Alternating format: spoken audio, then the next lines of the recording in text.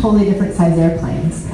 So the A380 is about 500 seats, and the 787 is about half that.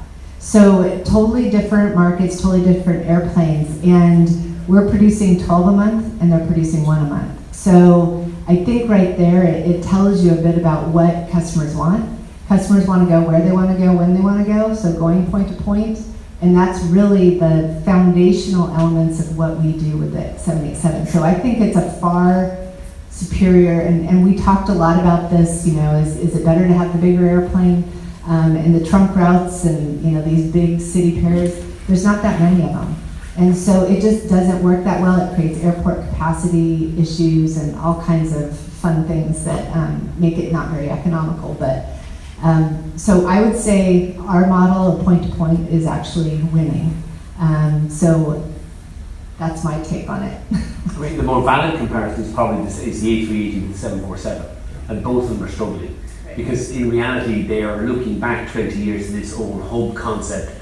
We'll shovel everybody into a big hub, and then we'll shovel them out of a big hub on huge big transports. And people don't want to fly that way anymore.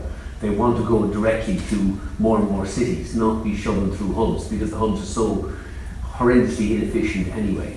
And you see that with kind of Continental out of Newark flying increasingly now to secondary cities all over Europe. They fly directly to Shannon, Belfast, Dublin, Glasgow, Edinburgh, Manchester.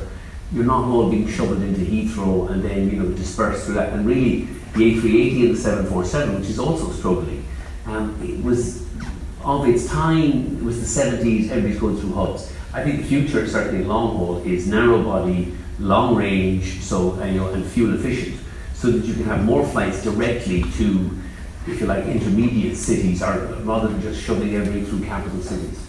And we have seen that for sure. It's all about the 4 engines. So that capability, that technology, when it emerged, that's what got you over the Pacific.